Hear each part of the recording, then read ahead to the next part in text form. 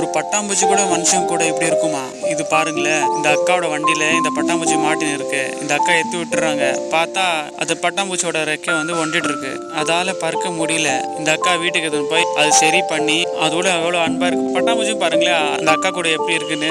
வா, அதுக்கப்புறம் அது சரி பண்ணி அதுக்கப்புறம் ஒரு காட்டுல போய் விடுறாங்களா.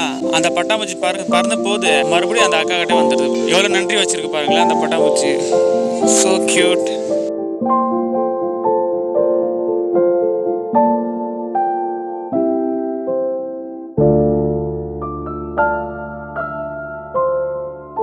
அது தனி சந்தோஷம் இல்லை.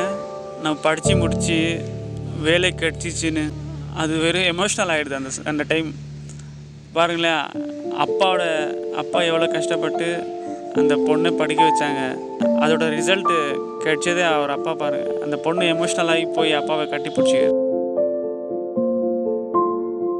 வீடியோவை லைக் பண்ணுங்கள், ஷேர் பண்ணுங்கள், சேனலை சப்ஸ்கிரைப் பண்ணுங்கள்.